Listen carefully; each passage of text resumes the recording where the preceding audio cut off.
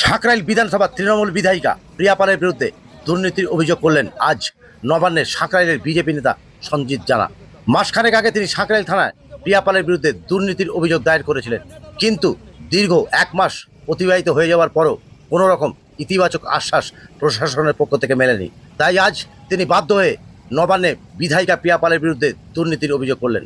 তিনি আরও বলেন, নবান্নে অভিযোগ দায়ের করার পরও যদি যথাযথ ব্যবস্থা প্রশাসন অর্থাৎ সরকার না নেয় তাহলে আমরা আইনি পথে হাঁটব।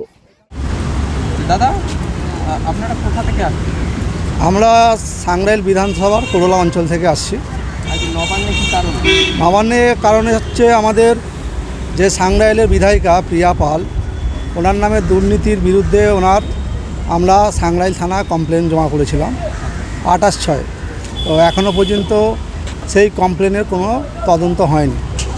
সেই জন্য আমরা হায়ার অথরিটির কাছে অভিযোগটা জানাচ্ছি, যাতে ওনার তদন্তটা হয়। অভিযোগের যে আমরা জানিয়েছিলাম তার তদন্ত যাতে হয়। কী কী অভিযোগ ছিল তার বিরুদ্ধে? অভিযোগ ছিল যে উনি যেহেতু বিধায়িকা আজকে হয়ে গেল 5 বছর, তো ওনার এই বিধায়িকা পদ যে থাকাকালীন নিজের প্রভাব খাটিয়ে বিভিন্ন দুর্নীতির সাথে, তোলাবাজির সাথে, যেমন ধরুন আগেও বলেছি আজকেও বলছি যে বিভিন্ন জায়গা থেকে তোলা আদায় করে নিজের সেই অর্থ বিভিন্ন ঘুরপথে নিজের মেয়ের নামে, স্বামীর নামে করেছে।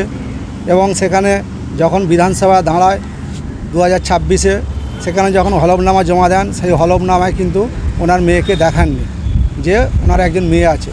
এবং আমরা দেখেছি যে ওনার মেয়ের নামে বর্তমান ভ্যালুতে প্রায় 2 কোটি টাকার সম্পত্তি আছে। সেটা একটা বড় জালিয়াতি।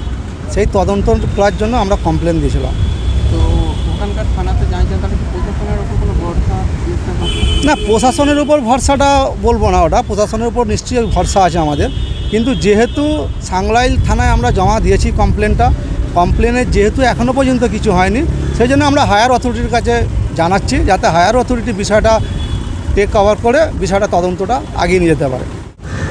আপনি তো নবান্ন জমা দিয়েছেন, তো ওখানকার প্রথমে জমা দিলেন হয়তো সাঁকরাইল থানায়, তারপর নবান্নে জমা দিলেন। যদি না হয় তাহলে পরবর্তী দিনে কী চিন্তা থাকবে? আমরা সাংরাইল থানায় জমা দেওয়ার পরে 1 মাস অপেক্ষা করলাম।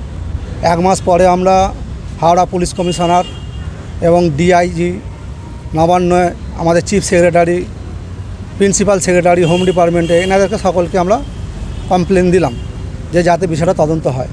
এরপরেও যদি না হয় তখন আইনি পদ্ধতি যেটা আছে সেটা আমরা এগিয়ে নিয়ে যাব।